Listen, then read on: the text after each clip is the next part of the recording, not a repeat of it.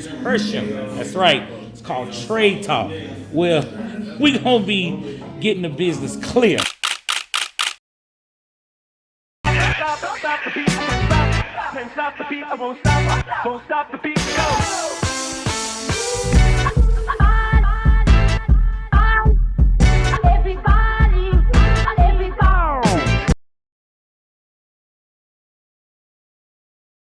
Alrighty, man. So again, I am here, happy to be here. C-Bazz in the flesh. That's right.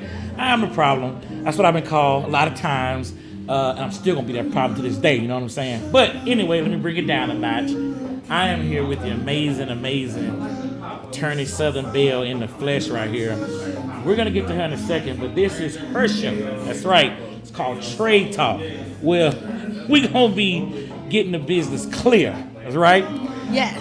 So the reason why I had you come on, I wanted to produce this for the Common Plus Network. Is where you can watch us on. We're doing it Dark 30. Bam. We are here at Dark 30.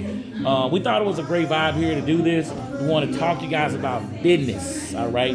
Business and business. Reason is because a lot of us have dove into business. We've gotten into business over the last 3 years, 4 years. Great entrepreneurs out here doing our thing. But I feel like it's time that we need a little more education. Yeah. We need to talk about some things, mainly trade talk, trademarking. That's what she specializes in. She stands on business. She delivers it. She's done it for my brand, and I thought this was so great. We're gonna do it for yours. We're gonna do it for others because guess what? We ain't about going backwards. We're about going forwards out here. That's what we doing. Forward movement only. 2024. You know what I mean? So introduce without further ado, I have the wonderful, amazing Attorney SouthernBelle, Madam Ms. Reazalia Allen. How you doing? I'm doing great, C-Bazz. Good. How you doing? I'm good. I thank you for allowing me to be here to moderate your show. You do so many things for the community. You're a Louisiana girl, North Louisiana, representing 318, shout out to Shreveport and all that. So, you know, we down here in Baton Rouge, and you have been busy. Yes. You have been busy. You've been rolling up the sleeves, which I feel that is the only way to do business. You can't be cute. You got to roll the sleeves and get in it. So when we talk about that, I want to talk about things that I've seen, mainly on the business sector, mainly on the side where, okay, you wake up, you get your company going, get your LLC. We all know about all that kind of stuff, but you take it further. You take it to the next levels. We always talk about levels, right? We talk about, you know, getting higher. So this is when you get higher. This is when you go to those higher plateaus. So I just want you to break some stuff down for us, and I want you in your own words to tell us what does business mean, the evolution of business, the state of business, and the importance of trademarking. I think that's the thing that a lot of people want to know about. Why should I trademark? What is it? Why do we do it? So I'm gonna let you take that and get in there, because I know that you come from a standpoint of knowing this business, because you've been around. She's not new. She's been around out here. Tell them how long you've been around. Just let them know. Oh, I've been out here since, practicing law? Yes. Oh, since 2015. Yes, that's a while. If we want to be really technical, probably 2014, because I was a student attorney under a special rule with the Supreme Court where I could practice law under supervision. See that she was doing it before she even got out of school. Yeah. That's the only people I talk to. I don't talk to the folks. She did it while she was there. Get on that level. So anyway, but it's not all about that though. But what do you see just as far as like, why did you go the business route? What makes you get involved with trademarking, helping folks with business?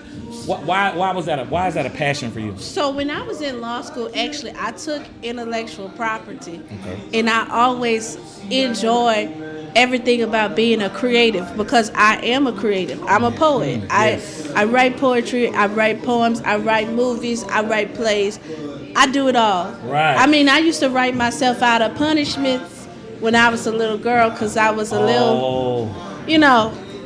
You a little mischievous a little bit? I was doing a lot. Yes, I got you. But I always got my punishment reversed. So I was reversing my parents before I even became a lawyer. So I figured, I could reverse some other things too, judges and stuff like that. I can just see you like, now I know you got me grounded to Friday and it's Tuesday. However, if you let me get out by Thursday, what I would do is I would do 2 more days of chores, and then how did you break that? Just give me an example. Let me tell you. So I was supposed to learn how to type. My papa had a brother's typewriter, and he told me I needed to learn how to type. And he said if I didn't learn how to type, he was not going to pay me for my grades. And I said, well, okay, fine. But then I wrote him a letter and I said, well, you don't want to pay me for my grades. I need my money. Because I have not been playing about my money since I was a little girl. Right. And I said, I need that money, Papa. Yeah. And he said, well, you don't know how to type. So I wrote him a letter. I said, well, guess what? I don't need to learn how to type. Those women at Brookshire's grocery store, they don't know how to type. Yeah. All they do is peck keys. I'm just going to be pecking keys. Wow. I was so wrong. He did pay me my money though. Right. I did get my. I did. But it was the effort. Though. It was the effort. It was you committed. Yeah. You went in. You got the job done. Yeah. And that's what I see you doing now for so many people. So, of course, when I look at business, obviously I see everything that they're doing. But what in your eyesight or what in your profession helps you to identify a business that needs trademark? Like, how can you tell that? Well, I can tell that a business needs trademarking just by what I'm seeing them do out here in the community, especially small businesses. When we were in the COVID phase in 2020, everybody was starting a business. Yes. Everybody was, trying to get in touch with their gifts. So we got 2020 and we got 2024. So from 2020 to 2024, that's 4 years where you have had the gumption or the notion to like really just like throw and put yourself out there.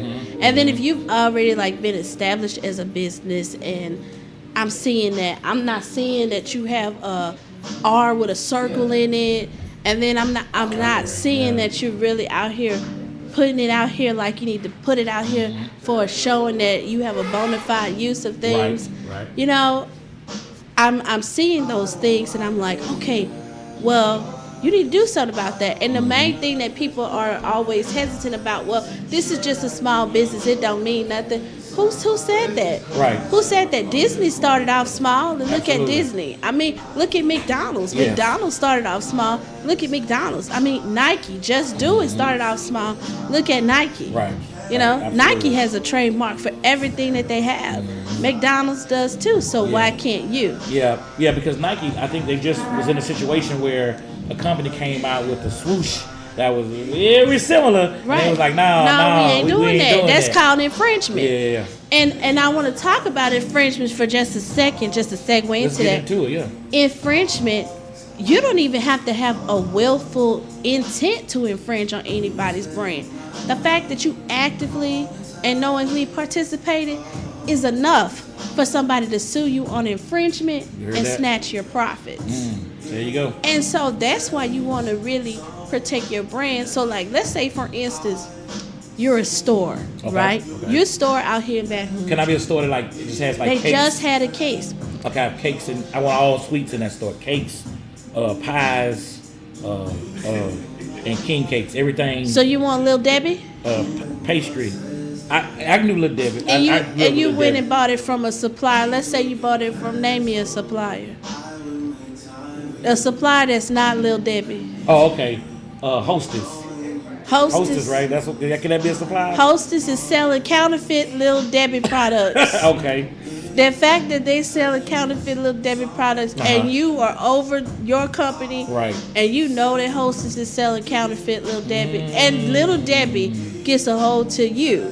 Little Debbie is going to sue you for whatever you made. They just had a case out here where this company got sued and they had to pay $11 million. $11 million for some counterfeits. At the one time, did it all? Yeah. So it was on a piece of paper, $11 million.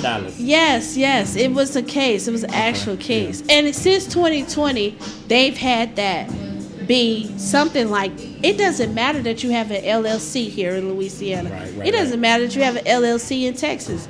It doesn't matter that you have a trademark in Louisiana. If it's not registered on the supplemental register or the principal register with the United States Patent and Trademark Office, you could be facing some problems. And so when we start businesses, one of the things you need to actually do, I'm going to start off here. First of all, don't discuss your business with anybody without having a non-disclosure agreement. That part. Because non-disclosure agreements sometimes and oftentimes protects your ideas. And it has a clause for intellectual property. Okay. My idea, my words, my creativity, that's my intellectual property.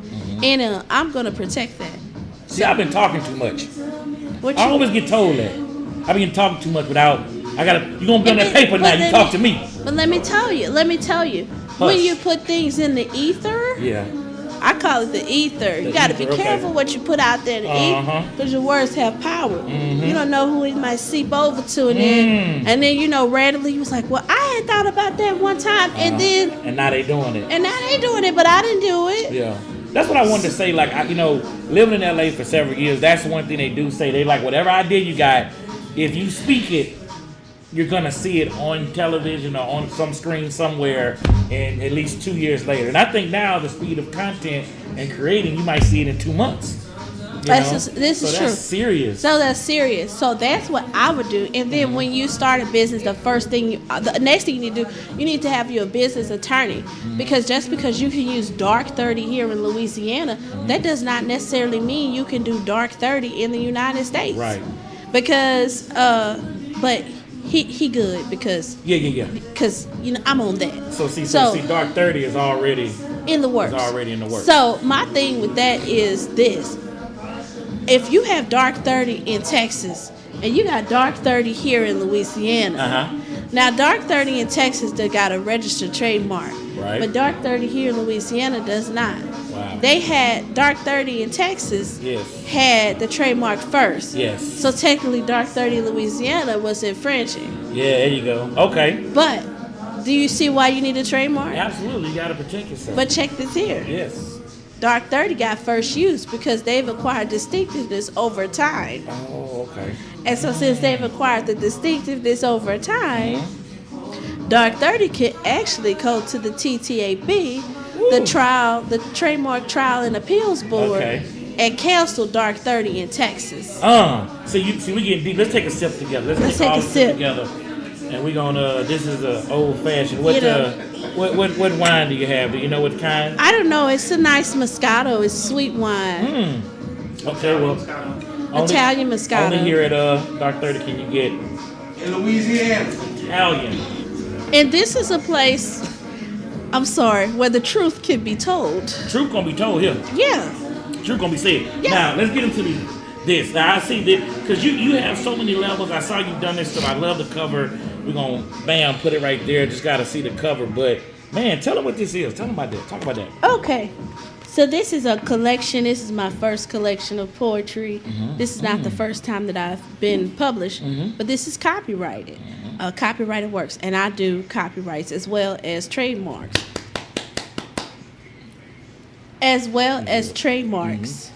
Yeah, copyrights as well as trademarks.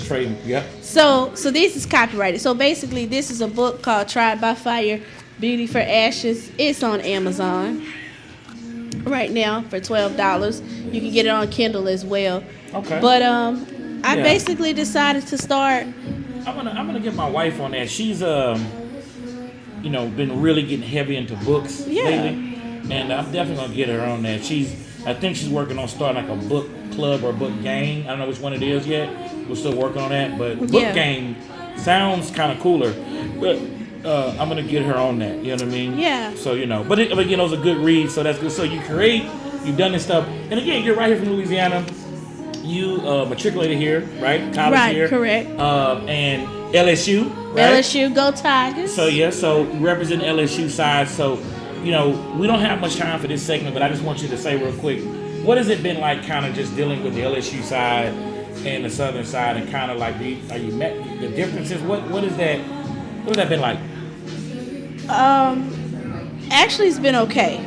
I think that, when you are able to have an aura where you match anywhere, yes, it works. And you have to actually be able to know how to flow, how to code switch, how to do all of these different things. Code switch. And I think You know that. See what I'm saying? I think that when you have that personality about you, you Yes. really can just gel Right. wherever and with anyone. There we go. And that's basically what I do. And that's we what go. I've kind of done on my campaign trail as well. Good. Okay, awesome. Well, look, that's going to do it for this one. I love it. This is Trade Talk, Reazalia Allen, moderated by your boy C-Bazz, comedian, man. This is awesome. We're at Dr. Bar. Check us out. We'll be right back next episode. We're going to see y'all soon because we got a lot more to dive on into.